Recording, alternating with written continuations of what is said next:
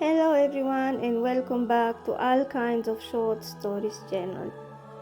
The time of the year has come when we all think about love.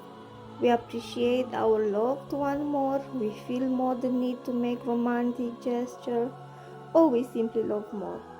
When you love, you are taken out of the comfort zone. You are constantly challenged, inspired, and motivated to become the best version of yourself for the one next to you.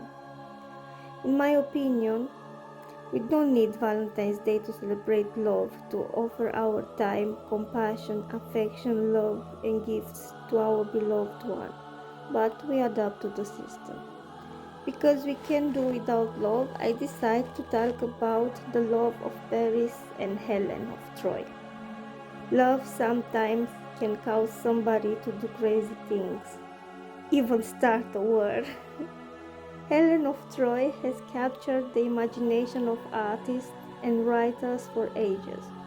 According to popular mythology, her beauty was the cause of the Trojan War that would plague her part of the world for an entire decade. This is why she was referred to as the face that launched 1,000 ships. Her legendary beauty was the result of her divine lineage. In most accounts of her birth, Helen of Troy was the daughter of Zeus, the king of the Olympian gods, and the mortal woman named Leda, queen of Sparta. As the story goes, Zeus appeared to Leda in the form of a swan, and the pair conceived Helen. Instead of regular birth, Leda gave birth to eggs, which eventually hatched and yielded Helen and her siblings. Some accounts reported that Helen was the only bird to result from this union. In some myths, Helen is the daughter of Zeus and a goddess named Nemesis. The true origin of the myth of Helen of Troy remains unclear. The first known record of her name was written by the poet Homer. A long time ago, in the age of heroes, when gods and goddesses still took a close interest in human affairs, a great wedding was planned between a famous warrior called Peleus and the lovely sea nymph whose name was Thetis. All the kings and queens of the day were invited to the wedding feast, as well as all the immortal ones who lived on Mount Olympus. All that is, except for one, for no invitation was sent to Iris, the goddesses of strife. Now strife is when people argue, and it was generally thought a bad idea to invite strife to a wedding party, in case she caused the happy couple to quarrel. Iris was extremely annoyed about being overlooked, and as revenge she decided to play a spiteful trick on the wedding guests. Just as the celebration were at their heights, she appeared in the banqueting hall dressed as a serving girl. A silver plate was in her hands, and on it was an apple on which she had written the words, "For the fairest of them all." This she placed on the table where the three loveliest goddesses were sitting. Their names were Hera, Athena, and Aphrodite. Immediately, as they saw the words on the apple, a quarrel broke out between the three goddesses. Hera said to the others, "I am the queen of all the immortal gods, and it follows that I must be far fairer than either of you two. Therefore, the apple belongs to me."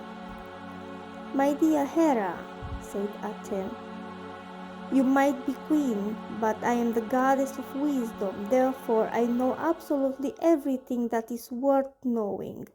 You must believe me when I say that you are quite mistaken. Wisdom is beauty, and beauty is wisdom. They are one and the same thing, therefore the apple belongs to me." "Darlings," purred Aphrodite, "it's quite obvious that the apple belongs to me. I possess the power of love because To put it quite simply, I'm so much more beautiful than anybody else. The goddesses carried on arguing continuously for years after the wedding was over. For time means nothing to the immortal ones. The king of all the gods, mighty and thundering Zeus, became quite fed up with listening to their bickering. When at length he was at his wits' end, he suggested to the three lovely goddesses that they resolve the question once and for all with a beauty contest. And that is exactly what they did. The three goddesses agreed on one thing, that the most handsome and fashionably dressed mortal who walked on the face of the earth was Paris, Prince of Troy. They decided to surprise him. One day, when Paris was out hunting on the foothills of Mount Ida, he discovered three lovely goddesses standing beneath a tree. In all his life, he had never seen such a dazzling beauty. For a moment, he stood amazed.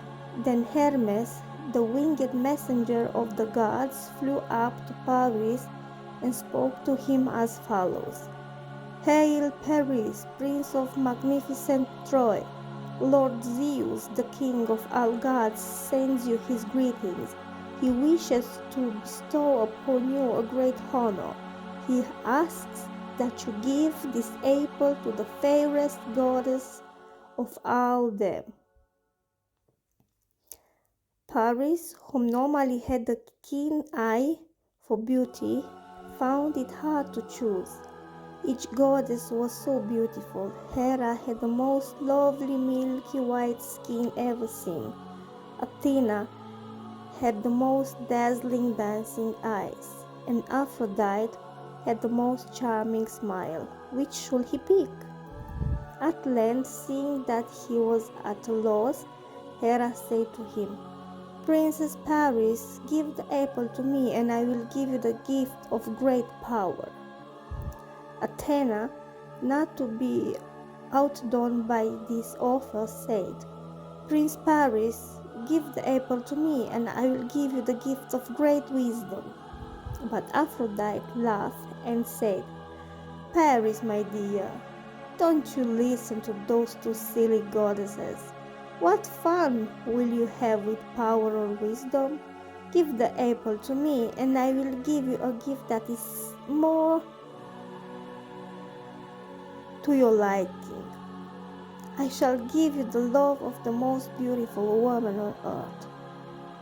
Now Paris no longer found the choice so hard to make. He had long been in love with the most beautiful woman on earth, whose name was Helen. It so happened that Helen was married to King Menelaus, and Paris had thought up until that moment that the possibility of his winning her love was beyond all hope.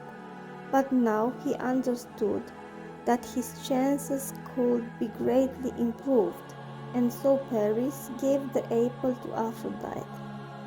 She giggled with delight, but the other two goddesses were furious and flew directly back to Mount Olympus in a great huff, where they complained long and bitterly to Zeus about the unfairness of the competition. Zeus had a dark feeling that there was trouble in the store of humankind. Paris set sail for the land of Sparta, where Menelaus was king and lived with his beautiful queen Helen. Menelaus welcomed the famous prince into his palace, and while the two sat talking about the affairs of the world, Queen Helen came down from her perfumed room, looking as lovely as a goddess. The maidservants brought her a seat and covered it with a soft lamb's wool rug, and she sat before her silver work box. But before she began to embroider, She glanced over at the visiting prince and questioned her husband. "Shall I guess the name of this prince who has come to visit us? Let us see if I am right or wrong. I have heard tell of prince from far off Troy who is famous the world over for his looks and fashionable style. Is it he, Paris, Prince of Troy, who has come to stay with us?" "My dear wife," said Menelaus, "as always you are quite right. It is indeed Paris, Prince of Troy, who is paying us the honor of his visit." Paris acknowledged Queen Helen with a nod of his head. At dinner that night, Helen added a special potion into the wine so that anyone who drank it would forget all his cares and be happy for the rest of the evening. They feasted and made merry, and while Menelaus was busy laughing and joking with one of his generals, Paris spoke softly to Helen. "Most beautiful queen," he said, "I beg you, meet me tonight in the orchard beneath the palace walls, and we shall sail away together in my ship and head directly for Troy, the most magnificent city in all the world." And because the goddess of love, Aphrodite, had wished it so, Helen could not help herself and agreed to his suggestion. When King Menelaus awoke in the morning and he discovered that his guest and his wife had run away together, he flew in a rage, kicking the furniture and punching the walls of his chamber. He swore before all the gods that his revenge would be truly terrible. So he went to see his elder brother, King Agamemnon of Argos, and said to him, "My dear brother, the honor of our family has been besmirched by this foreign peacock, this perfumed playboy, this prancing prince of Troy. Let us gather together all the kings of Greece and combine our armies into the greatest force that has ever been seen since the dawn of history, and let us sail to the far-off city of Troy and teach Prince Paris some manners." Although Agamemnon was wise and he knew that it is always a terrible mistake to rush headlong into conflict, he suggested first that they send an ambassador of Troy to request the return of Queen Helen, whom he was sure had been abducted against her will. He knew that Paris' father, King Priam of Troy, was a good man, and he was sure that he would order his son to release her, and so they sent a message to Troy in the name of peace and reconciliation.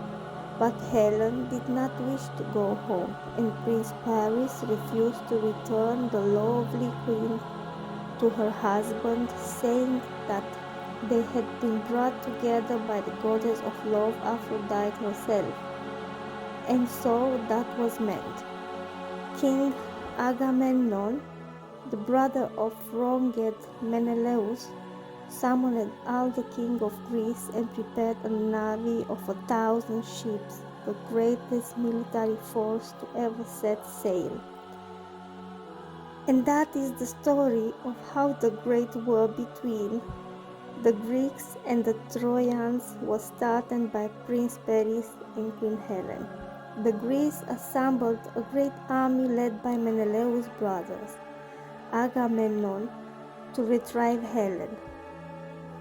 Troy was destroyed, Helen reunited safely to Sparta, where she lived happily with Menelaus for the rest of her life.